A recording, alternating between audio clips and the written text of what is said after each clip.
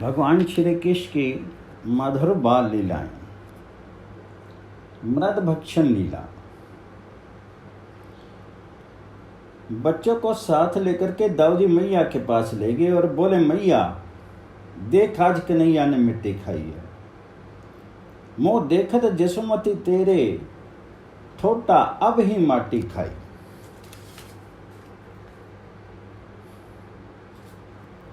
मैया तेरे लाला ने आज मिट्टी खा ली, अब हमें उलाना मत देना, ये नहीं मानता है। मैया बोली, राम राम, इसने मिट्टी खा ली।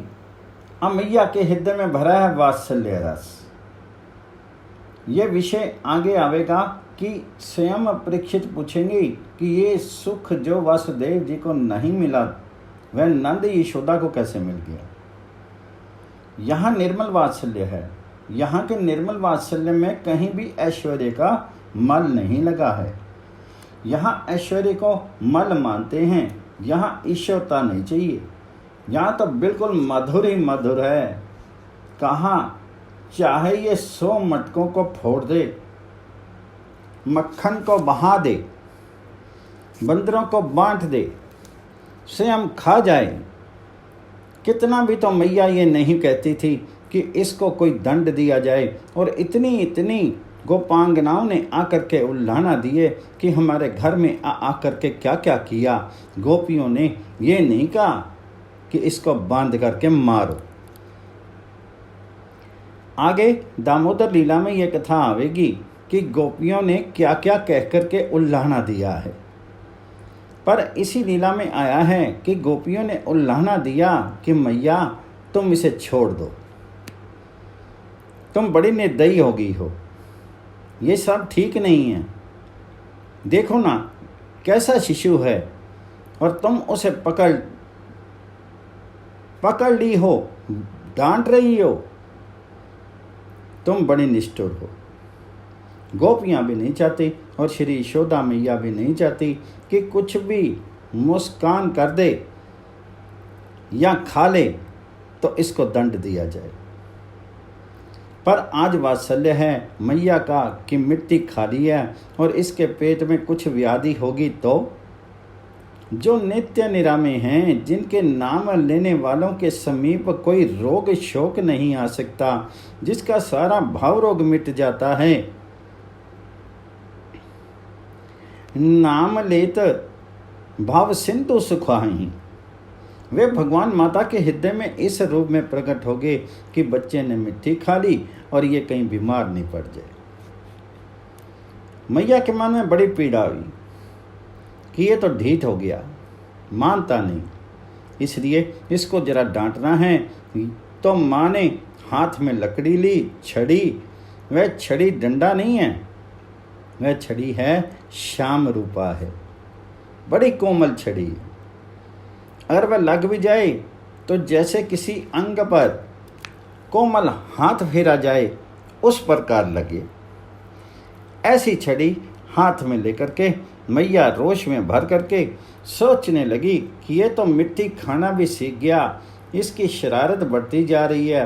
अभी इसकी डांट डपट ना की जाए तो इसका दोष जड़ पकड़ लेगा, फिर ये किसी के साथ थोड़े आवेगा, किसी के हाथ नहीं आवेगा।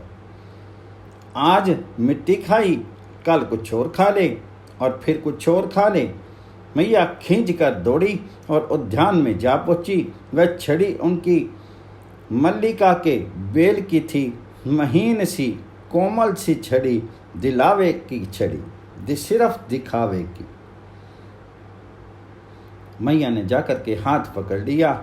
अब देखिए, जिन भगवान की स्तुति करते करते लोग थकते नहीं, उनको मैया कहती है। यशोदा बोली, अरे नटखट तो बड़ा ढीठ हो गया, इतनी बड़ी शरारत करने लगा, तेरे मन में जरा भी डर नहीं है। जिसकी श्रुतियाँ भी स्तुति करती हैं उन भगवान को ये डांट रही है और कह रही है कि तैने क्या किया, तैने अकेले में ये क्या कर लिया। बोले, मैया क्या कर लिया, मानो कुछ किया ही नहीं, कुछ पता ही नहीं। चपलम किमिदम दुश्चरित्रम चरितम। अरे चंचल, तूने यह अनुचित चेष्टा कर दी। ये बड़ी सावधानी से और नम्रता से रोते हुए से मुंह बनाकर बोले, मैया मैंने तो कुछ नहीं किया है, ये सब झूठ बोलते हैं। मैया मैंने मिट्टी खाई नहीं। अब लोग हंसेंगे कि देखो भगवान झूठ बोले। भगवान तो सत्य स्वरूप हैं। वे भाषा कुछ भी कहें परंतु उसमें होता है सत्य का निरूपण ही। खाई जाती है कोई बाहर की चीज तो बाहर हो तो उठा करके मुंह में रख ले। अनंत ब्रह्मांड इसके उदर में है, अनंत पृथ्वियां इनके अंदर हैं, तथा इन्होंने खाया क्या, अंदर रखा क्या। बाहर भी वही है और भीतर भी वही है। जहां बाहर भीतर का बोध नहीं है वहां भी वही है। वे अपना स्वरूप बताते हैं, संकेत करते हैं, अपनी भाषा में भगवान यहाँ पर बोलते हैं। ये सब झूठ बोलते हैं जो मुझे खाने वाला मानते हैं और खिलाने वाला मानते हैं। मैया ये झूठ बोलते हैं, मैंने कुछ नहीं खाया। मैया तो माधुर्य से भरी है। मैया ने सोचा कि यह झूठ बोलना भी सीख गया। मैया ने कहा, देख औरों की बात तो नहीं मानती, पर तेरा भाई जो दाऊ है ये कह रहा है, इसका तेरे पास क्या उत्तर है। बोले, मैया मैं क्या करूं, ये भी झूठ बोल रहा है। तब दाऊ जी समझ गए, उनको होश आ गया कि ये तो अपनी असली बात बोल गया। दाऊ जी हंस पड़े और उन्होंने कोई उत्तर नहीं दिया। और बच्चे तो जरा बोलने की चेष्टा भी करते, पर दाऊ जी समझ गए, हंस पड़े। मैया बोली, मैं तेरी बात नहीं मानती, तू झूठा है, तूने मिट्टी खाई है। अब भगवान जी ने सोचा कि अब क्या करें, मेरे हाथ छोड़ती नहीं और वह हाथ में लिए है लकुटिया और मारने को तैयार है। तब भगवान जी तो जो ऐश्वर्य शक्ति हैं वह उनकी सेविका है, जो हमेशा उनकी सेवा में लगी रहती है। ऐश्वर्य शक्ति ने देखा कि मैया कुपित हो गई है। यदि इन्होंने कहीं मुंह खोला और मैया ने मुंह में मिट्टी का कोई लक्षण भी देख लिया तो और खूंजेगी। भगवान जी ने कहा, मैया मैंने मिट्टी नहीं खाई, मैं मुंह खोलता हूँ और तो देख ले कहाँ मिट्टी है। ये कह दिया भगवान ने। ऐश्वर्य शक्ति ने सोचा अब तो बड़ी मुश्किल है, अब मैया का रस बदलना है, मैया के कोप को बदल देना है, विस्मय में आश्चर्य में भावांतर कर देना है। लीला शक्ति ने सोचा कि यहाँ अब ये सेवा करनी है। सेवा का संकेत मिल गया। 4 प्रकार से सेवा होती है, आज्ञा से, संकेत से, रुचि से और स्वाभाविक। यदि किसी से कहकर के काम करावें तो ये आज्ञा की सेवा है। इसको भी ना माने तो वह गया बीता ही है।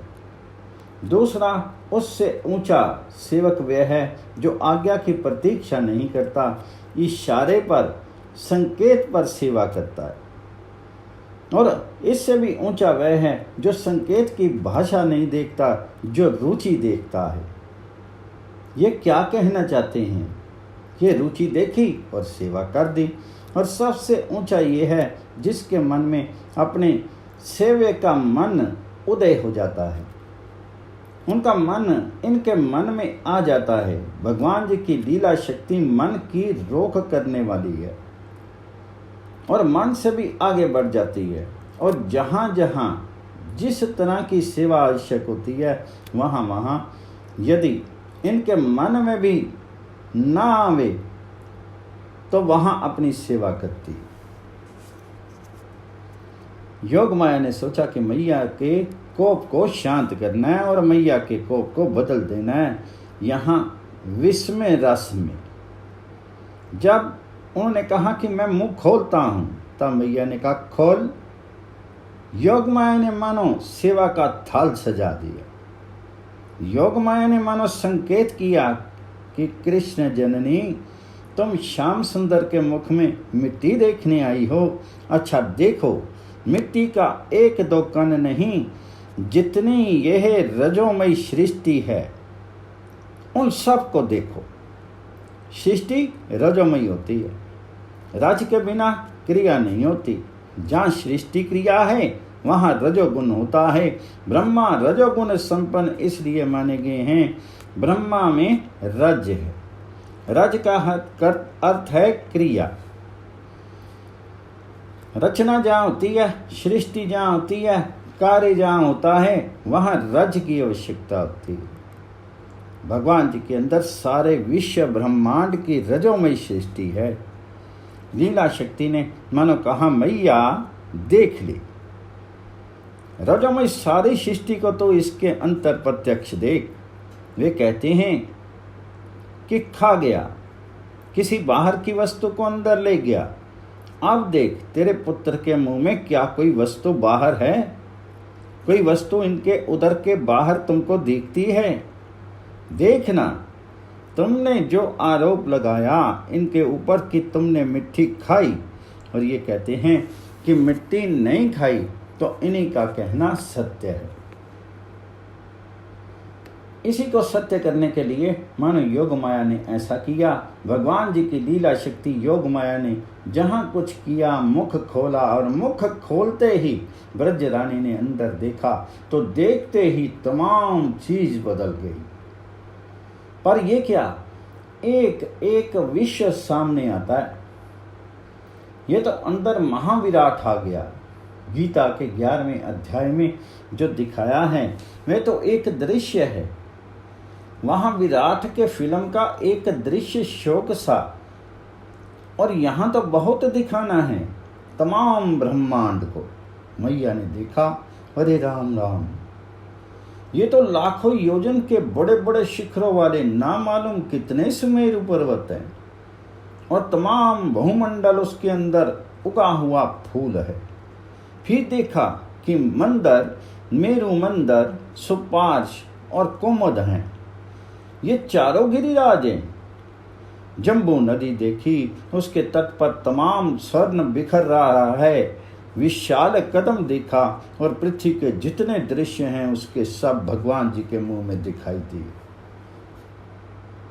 ये सारे दीप दिखाई दिए, और देखा उसके अंदर ये भारतवर्ष है।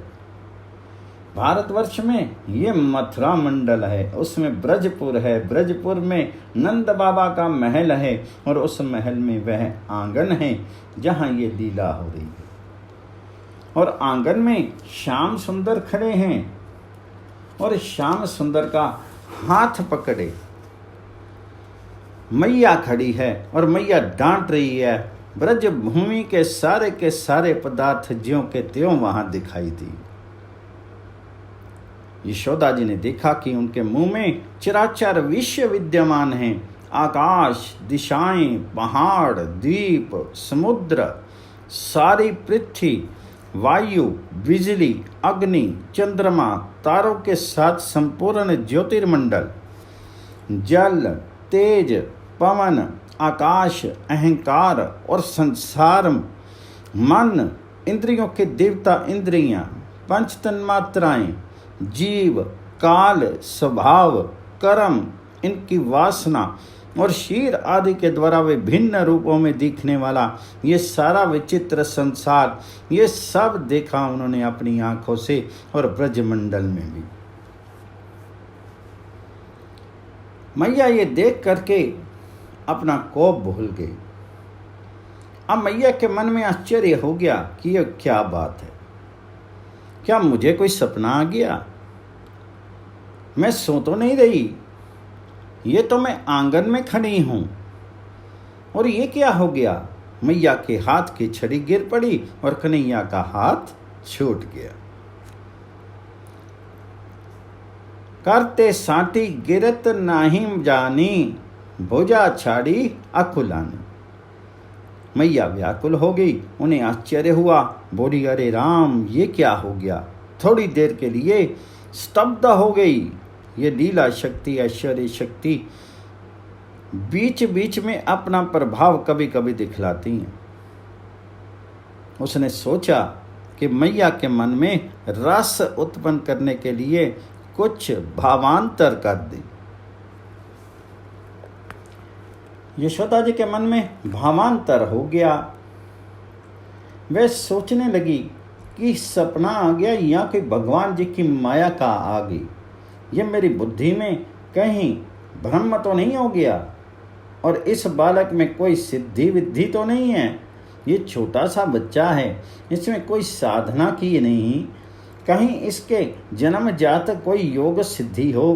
कहते हैं ये देह, चित्त, मन, कर्म और वाणी के द्वारा ठीक ठीक और सुगमता वाले अनुमान का विषय नहीं होता। ये सारा जगत उसके आश्रित है, जो इसके प्रेरक हैं, जिनकी सत्ता से ही इस जगत की प्रतीति होती है, जिनका स्वरूप अचिंत्य है। उन प्रभु को मैं प्रणाम करती हूँ। कहीं प्रभु तो नहीं आ गई? अब थोड़ा ज्ञान आया तो बोली, ये संसार बड़े मोह की चीज़ है। ये मैं हूँ, ये पति हैं, ये मेरा लड़का है, ये जो ब्रज की मेरी सारी संपत्ति है, इसकी मैं स्वामीन हूँ, नंद राजा की धर्म पत्नी हूँ। ये गोपियाँ और गोप सब मेरे अधीन हैं, जिनकी माया ने मुझे ये कुबुद्धि दे रखी है, वे भगवान ही एकमात्र मेरे शरण्य हैं। अब सोचने लगी, कोई चीज़ तो है। वे नारायण का स्मरण करने लगी। इसके इष्ट देवता हैं नारायण। बोली, हे नारायण, आप तुम बचाओ। ना मालूम बच्चे में क्या है। मन में आता है कहीं भगवान हो तो हाथ जोड़ ले। अभी तो मैं हाथ मरोड़ रही थी, अब हाथ जोड़ लिए। उनके मन विक्षिप्त हो गया। फिर सोचे, मुझे तो सारी चीज़ दिखाई दी है, सपना तो था नहीं, तब कहीं आसुरी माया तो नहीं है? कोई असुर आ गया हो और अपनी आसुरी माया दिखलाई हो। बोली, ब्राह्मणों को बुलाओ और स्वस्ति वाचन कराओ। स्वस्ति वाचन और रक्षा मंत्रों के द्वारा जल अभिमंत्रित करके कन्हैया के मुख में डाल देंगे, ताकि सारा दोष शांत हो जाए। फिर एक ज्योतिषी जी आए, वही ज्योतिषी बन करके आ गए। मैया बोली, बाबा, बालक का हाथ तो देखो, क्या हो गया बालक को, क्या हो गया लाला को, कहीं लाला को कोई बीमारी तो नहीं होगी? उसने कहा, एक दूसरे बड़े ज्योतिषी हैं, उनके हाथ दिखाओ। बोली, चले। उन्होंने कहा, हाँ। सूरदास जी गाते हैं, देखो रे जसमती बोरानी, घर घर हाथ दिखावती डोलती, गोद लिए गोपाल बिनानी। जानत नाही जगत गुरु माधव, इही आए आपदा नसानी। जाको नाऊ शक्ति पुनि जाको, ताकि देत मंत्र पड़ी पानी। अखिल ब्रह्मांड उदर मत जाके, जाकी जोरी जल थली रमानी। सोर सकल साची मोहि लागती, जो कुछ कहीं गर्ग मुख बानी। अब जगह जगह हाथ दिखाती फिरने लगी, और ज्योतिषी जो बैठा दे, जो बता दे कि उसको ये देवता का कुछ कोप मालूम पड़ता है, या कुछ ही बता दे, वह वही अनुष्ठान कराने को तैयार। ये क्या बात है? यही बात है कि यशोदा मैया जी माधुर्य से भरी हैं। इनके हृदय में तमाम वत्सलता भरी है। इसी वत्सलता को ले करके ये भगवान जी को अपना पुत्र मानती हैं। सुखदेव जी कहते हैं, इन्होंने भगवान क्यों माना? जहाँ उनके मन में ऐश्वर्य का बोध आया, और जहाँ यशोदा मैया ने अपने मन में जरा सा समझा कि अरे राम राम, इसे तो नारायण के समान कहा था गर्ग ऋषि जी ने, तो शायद नारायण का ही आवेश हो गया हो। हाथ जोड़ने का मन करने लगा, चरण पकड़ने का मन करने लगा। तब भगवान जी ने ये सोचा कि अब इसे ठीक करना है। यहाँ पर एक शब्द आया है गोपिका और एक शब्द आया है वैष्णी माया। इस पर टीकाकार विचार करते हैं और बड़ा सुंदर लिखते हैं कि गोपिका का अर्थ यहाँ पर केवल गोप पत्नी नहीं है। गोपिका का यहाँ पर मात्र भाव से अर्थ ये है कि जो मात्र भाव से श्री कृष्ण की पालिका है वे गोपिका। दूसरी बात कही यहाँ पर कि भगवान जी ने वैष्णी माया का संचार किया। माया के यूँ तो बहुत प्रकार हैं, लेकिन प्रधान इसके दो प्रकार यहाँ पर माने। एक माया वह जो सारे जगत को अज्ञान से मोहित कर दे। यहाँ भगवान जी ने कहा वैष्णी समीया माया, अपनी वैष्णी माया, निज माया। उन्होंने कहा कि एक माया तो वह है कि जो सारे जगत के जीवों को अज्ञान अंधकार में जड़ित करके रखती है, और वह दूसरी माया है बड़ी सुंदर माया। उस माया से यशोदा की इस माया से संबंध नहीं है। वह जो त्रिगुणमयी माया है, जिसके भगवान ने गीता में ये जो कहा है कि मेरी माया से जो तरना चाहे वह मेरे शरणापन्न हो, कहते हैं कि वह माया तो दूसरी है। इसलिए यहाँ वैष्णी माया कहा। मम विष्णु स्वरूप सप्तम, जो भगवान जी की स्वरूपा शक्ति है वह है। जो श्री कृष्ण बहिर्मुख जीव हैं, जो भगवान जी से बहिर्मुख हैं, उन जीवों को ये त्रिगुणमयी माया मोहित करती है। भगवान जी के पार्षदों को भगवान जी के जो नित्य माता पिता नंद यशोदा हैं, इनको भगवान की जो नित्य प्रेसियां गोपांगनाएं हैं, इनको त्रिगुणमयी माया मोहित कर दे, यह संभव नहीं है। भगवान जी की एक माया होती है, उसका नाम है सजन मन मोहनी माया।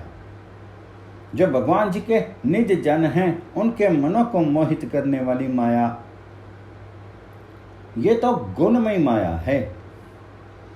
उस माया का यहीं पर यशोदा मैया पर कोई प्रभाव नहीं। ये तो वह है जो माया भगवान जी के साथ संबंध जोड़ करके वात्सल्य, सख्य, माधुर्य आदि रसों का आस्वादन कराती है। ये और जीवों की भांति यशोदा मैया को बहिरंगा माया आकर के एकांत कर ले, ये बात नहीं है। ये तो अंतरंगा माया जो प्रेमियों को मुग्ध करके उनके साथ ममता के सूत्र से बांध करके भगवान जी को लीला रस का आस्वादन कराती है, और वे प्रेमी भगवान जी के लीला रस का आस्वादन करते हैं। ये जो भगवान जी की लीलामयी माया, भगवान की रस आकांक्षणी माया, रस रसनी माया, रसमयी माया है, इसमें ना संसार है और ना संसार का बंधन है और ना संसार का दुख है। यहाँ पर उसकी कोई आवश्यकता नहीं है। ये बात नहीं कि भगवान जी के ये जो प्रेमी भक्त हैं, ये किसी अमुक्त अवस्था में हैं। जितने भी संसार के बंधन हैं, वे बंधन तो भगवान प्रेम के स्तर में आते ही कट जाते हैं। जगत में बंधन युक्त प्राणी प्रेम के क्षेत्र में प्रवेश ही नहीं कर सकता। उसको तो जगत खींचता है। जगत के सारे बंधनों को तोड़ करके जो भगवान जी के चरणों में ही विशुद्ध अनुराग करते हैं, वे ही प्रेमी माने जाते हैं। इसलिए जगत की माया उन पर काम करती नहीं, रहती नहीं उनके पास। और जब जगत की माया नहीं है, तो फिर उस माया के बंधन से छूटना क्या। इस माया का यहाँ पर प्रसंग नहीं है, इसलिए इस माया को यहाँ पर शुकदेव जी ने वैष्णवी स्वीया माया कहा, जिससे ये बात ध्यान में आ जाए कि दूसरी कोई माया जो बहिरंगा माया है, जो जगत के जीवों को आक्रांत करके मुग्ध करती है, वे माया नहीं, ये तो फैली माया है। इस माया ने क्या किया कि जो ज्ञान होने जा रहा था और जिस ज्ञान के होने से ममता का बंधन कहीं छिन्न हो जाता तो सारा रस ही बह जाता। इसलिए उस रस की रक्षा के लिए भगवान जी की वैष्णवी माया ने काम किया। ये वैष्णवी माया निरंतर प्रेमियों की सेवा करने के लिए रहती है। इसलिए वैष्णव भक्त बड़ा सुंदर कहा करते हैं कि यहाँ पर ज्ञान नहीं आता है, तब क्या ज्ञान रहता है? कहते हैं कि अज्ञानता में ज्ञान का फल रहता है, अज्ञान नहीं रहता है। कोई आदमी किसी नौका पर बैठ कर के नदी पार कर और नदी के पार हो जाए तो फिर नौका नहीं रहती। नौका की सवारी का जो फल है उस पार पहुंचाना वो मिल गया। अब क्या नौका को सिर पर लेकर के वह घूमे, पर उसकी देखा देखी दूसरे लोग जो अभी नदी में ही हैं, वे यदि नाव को छोड़ दें तो वे तो डूब जाएं। इसलिए प्रेमियों का अनुकरण हर बात में नहीं होता, परंतु प्रेमियों को जब फल प्राप्त हो जाता है तब आवश्यकता नहीं रहती। वहाँ ज्ञान छिपा छिपा अपने फल को देख देख करके मुग्ध हुआ करता है। ये एक बड़ी सुंदर धारणा है, कल्पना तो नहीं करनी चाहिए। सिद्धांत है कि ज्ञान के ही अधिष्ठात्री देवता हैं। ये बेचारे ज्ञानियों के पास सदा ही दुखी रहते हैं, निराश रहते हैं, उनको फल मिलता तो नहीं। ज्ञान ज्ञानियों को दिया और ज्ञानी ही अपने आप को खो बैठे। ये बेचारे रह गए मुंह ताकते। पर ये ज्ञान जब प्रेमियों के अंदर जाता है तो प्रेमी कहते हैं कि हम तुमको फल देंगे, तुम वहीं छिप करके खड़े रहो और अब फल देखो। तब वह तो वहीं छिप करके खड़ा हो जाता है। ज्ञान अंतरित हो जाता है, विलुप्त नहीं होता। वह तो सेवा करने के लिए नित्य निरंतर वहाँ पर समाहित चित्त से रहता है। फिर ये जो फल है प्रेम का, और प्रेम के जो स्वरूप हैं प्रेम सपद श्याम सुंदर, ये वहाँ प्रकट हो करके प्रेमी के साथ लीला विलास करते हैं। उस फल को देख देख करके ज्ञान मुग्ध होता है और आज हमारे परिश्रम का फल मिल गया, मैं सफल हो गया। ज्ञान का साफल्य प्रेम के जीवन में है, इसलिए वहाँ अज्ञान है ऐसा नहीं कहा जा सकता। परंतु ये ज्ञान कहीं प्रकट हो जाए, यशोदा मैया के मन में यदि ये बात आ करके टिक जाए कि ये भगवान हैं, तो फिर कौन माखन खिलावे? भगवान को तो भूख लगती नहीं, उनका लालन पालन कौन करे? कौन लाल डावे? गोद में लेकर के कौन मुख चूमे? हृदय से कौन लगावे? ये जो चीज़ें हैं प्रेम के साम्राज्य की, ये ज्ञान का उदय होते ही सब विलुप्त हो जाती हैं। इसलिए वहाँ ज्ञान सेवा के लिए अंतर्हित होकर के रहते हैं। ज्ञान को अंतर्हित करने के लिए जो एक शक्ति निरंतर सेवा का कार्य करती है, वहाँ उस शक्ति का नाम है वैष्णवी माया। इस माया से मैया सदा विमुग्ध रहती है। पर जहाँ कहीं किसी प्रकार से ऐश्वर्य शक्ति बीच में आ जाती है तो विशुद्ध अनुराग का, विशुद्ध अनन्य ममता का प्रवाह रुक जाता है। तुम्हारी ममता और उनकी ममता में बड़ा अंतर है। हमारी ममता अनन्य है, हमारी ममता अनन्य है ही नहीं। ना मालूम कितने पदार्थों में कहाँ कहाँ पर हमारा मन मेरा मेरा मानता है, परंतु उस प्रेमी की ममता एक जगह पर आकर के केंद्रभूत हो जाती है और कहीं रहती ही नहीं। तुलसीदास जी ने इसलिए कहा है जननी जनक बंधु सुत दारा, तनु धनु भवन सौहर्द परिवारा, सबके ममता ताग बटोरी, मम पद मन ही बांधी बड़ी डोरी। जगह जगह पर ये ममता के धागे उलझे हुए हैं। ये माता मेरी, पिता मेरा, भाई मेरा, धन मेरा, घर मेरा, कीर्ति मेरी, यश मेरा, शीर मेरा, स्वस्थ मेरा, लोक पर लोक मेरा, ये मालूम कितने ये ममता के स्थान हैं। भगवान रामचंद्र जी कहते हैं कि यह ममता के धामों को सब जगह से बटोर करके उसकी एक डोरी बंट लें और उस डोरी से अपने मन को मेरे चरणों से बांध दें। सारी ममता सारी जगह से निकल करके एक जगह इकट्ठी हो गई। ये ममता सारी की सारी केंद्रीभूत हो गई चरणारविंद में। भगवान जी के चरण कमल ही मेरे और कुछ नहीं। भगवान जी ने कहा कि वह मुझे बहुत प्यारा लगता है। अस सज्जन मम और बस कैसे, लोभी हृदय बसई धनु जैसे। जैसे लोभी अपने मन में धन को बसाए रखता है। धन सभी को प्रिय है, पर जो धन का लोभी है उसकी धन की प्रियता विलक्षण होती है। मंदिर में जाए, घर में जाए, कहीं भी जाए तो मन में रहता है वह धन ही। भगवान जी ने कहा कि लोभी के धन की भांति इस प्रेमी को मैं अपने मन में बसाता हूं। ये भगवान जिसको मन में बसाते हैं उसको मन से निकालते नहीं और ना ही निकालना चाहते हैं। और उसमें कहीं ज्ञान आ गया तो फिर मन में रह सकते नहीं। इसलिए जब जब ऐश्वर्य का कोई कण आता है तो वैष्णवी माया का जो अनंत सिंधु है इसमें बाढ़ आ जाती है।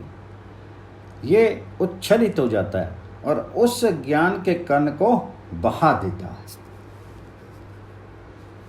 यशोदा मैया में जब ये ज्ञान कण बहा तो और भी ज्यादा पुत्र स्नेह में अभिभूत हो गई। वैष्णवी माया ने जहाँ काम किया वहाँ मैया के मन में अनिष्ट शंका पूर्ण रूप से जाग गई कि ये जरूर किसी राक्षस का काम है। मैया ने फिर सस्ती वाचन करवाया, बच्चे के सिर पर गाय की पूंछ फिरवाई और अंग रक्षा का न्यास करवाया, कवच पाठ करवाया, ज्योतिषियों से पूछा, ब्राह्मण भोजन करवाया। अब तो मैया ने सोचा कि अब इसको निरंतर पास ही रखना है। मैया के मन में बड़ी अनिष्ट शंका होगी। उन्होंने पहले ही कहा था कि मैया मैंने मिट्टी नहीं खाई, हे मैया मैंने मिट्टी नहीं खाई।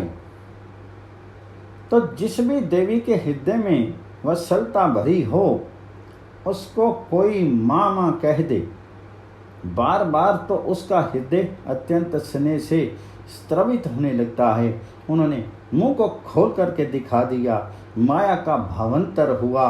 वैष्णवी माया आई और उसने मैया के भाव को फिर बदल दिया।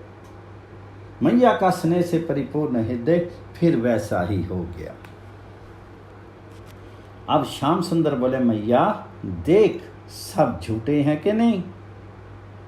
इन सब ने कहा कि मिट्टी फाग गया। अगर मैं ऐसा किया होता तो कहीं मुख में लगी रहती ना, जीभ पर, होठों पर, दांतों पर कहीं तो मिलती ना। अब मैया भूल गई कि मैंने विश्व ब्रह्मांड देखा है। मैया को यही याद रहा कि मैंने मिट्टी नहीं देखी। बोली, लाला देख मैं कभी कभी भूल जाती हूँ। ये बच्चे शरारत करते हैं, ये सब तेरे दोस्त है ना, इसलिए मैं जरा तुझ पर खींचूं और इनको मज़ा आवे, इसलिए वे कभी कभी ऐसा करते हैं, पर करते हैं तेरे आनंद के लिए। मैं जब खींचूं और तो उदास हो जाए तो मैं जरा ज़्यादा लाड करूं। तेरा ज़्यादा लाड प्यार करवाने के लिए ये तेरे सखाओं का प्रयास है बच्चा, और कोई बात नहीं।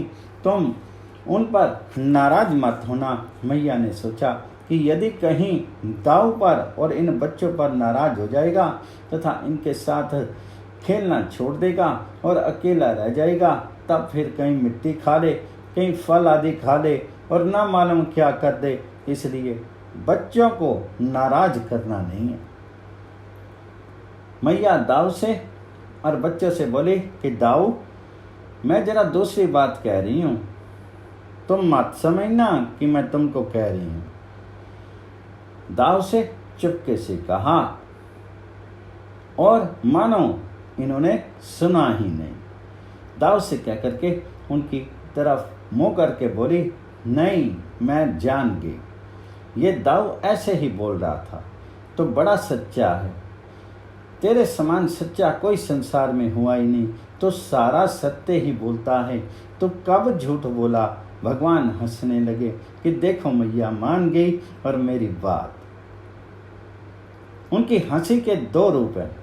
एक हंसी ये कि मैया ठीक से समझ गई कि सत्य स्वरूप में कभी मिथ्या चीज नहीं आती है। यह तात्विक है। सारा ब्रह्मांड जिसके उदर में है वह किसको क्या खाएगा। मैया को यह बात ही ध्यान में आ गई। दूसरी रस की बात, भगवान जी ने सोचा कि मैया के मन में अब ना तो रोष रहा और ना मैया अब मुझे झूठा मानेगी। फिर कहीं ऐसा मौका मिलेगा तो मैया को मनाने के काम आवेगा। इस बार की झूठ सच होगी ना, और सबको नीचा दिखा दिया। इसलिए अब तो मैया के मन पर मेरे सत्य की छाप लग गई। अब कोई बात ऐसी होगी भी और ये लोग कहेंगे भी तो कह दूंगा, मैया उस दिन वाली बात याद है ना, ये सब झूठ साबित हुए थे ना। ये फिर झूठ बोलते हैं और मैं ही सच बोलता हूँ। भगवान जी के चेहरे पर हंसी आ गई। मैया प्रसन्न होगी और भगवान जी को गोद में ले लिया। उन्होंने मन में सोचा कि बहुत देर होगी, इसको भूख लगी होगी, तो दुग्ध पान कराने लगी। कृष्ण भगवान जी की जय।